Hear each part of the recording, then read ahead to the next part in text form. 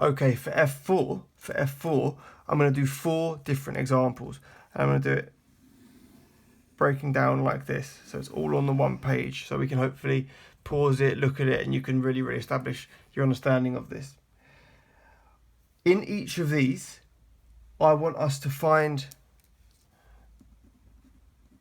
the roots, the y-intercept, and the line of symmetry. Okay? Y equals x squared plus 7x plus 10. Right, and they're going to say sketch. Now, if they say sketch, if they say the word sketch, it means just like in my last videos, you're just going to establish a few key features. One of them is the roots. You must label the roots. One of them is the y-intercept. You must label the y-intercept. And also state the line of symmetry. Now, in year 11, I'll teach you about finding the turning point. That's a different sort of skill altogether. But for now, all we care about is when we sketch these, we're going to state the roots, the y-intercept, and the line of symmetry. So first I look here. Now, to find the roots, I must first solve x, because they are what the roots are. So here, to solve quadratics, you know from the previous units, if I can factorise, I will. And I can. So I've got x plus 5x plus 2 equals 0, because when the y equals 0, that's when we find the x where it crosses the x-axis. We therefore know x plus 5 equals 0. So x plus 5 equals 0. So therefore x equals negative 5. And x plus 2 equals 0. So therefore x equals negative 2. We've got our 2 roots right there. Okay, that's great. So actually I can do a little sketch already. Negative 5 for my x. So one of my values is negative 5. I have to put that there. Negative 2 is my other value of my roots. So I know that is where my roots are going to be. That's fantastic. Right, to find the y-intercept, the y-intercept is when x equals 0, because that is that line right there. So therefore what we do is we go back to the original equation and we substitute 0 in the place of x. So 0 squared is 0, plus 7 times 0 is 0. So 0 plus 0 is 0, plus 10, which leaves us with y equals 10. So therefore that is the y-intercept right there. Okay, now that's enough for us to draw the graph actually. It's going to look a little bit like that, I imagine. Okay, so that's the quadratic graph there. The last thing we haven't got yet is the line of symmetry. Now we know that the turning point is going to be halfway in between these 2 roots. Negative 5, negative 2. Halfway between that is negative 3.5.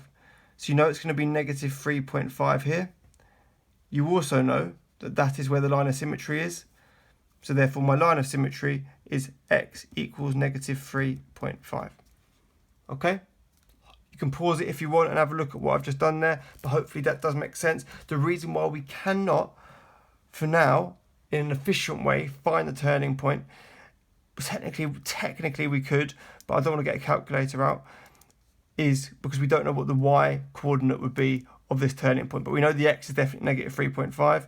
If we desperately wanted to know, we could substitute it into there. And that would leave us with what y is. But for now, I'm very happy with us just finding the line of symmetry. Okay? Right, next example is y equals x squared minus 5x. Okay? Again, roots, intercept, line of symmetry. We want to sketch the graph. So, firstly here again, I'd look at how do I solve x?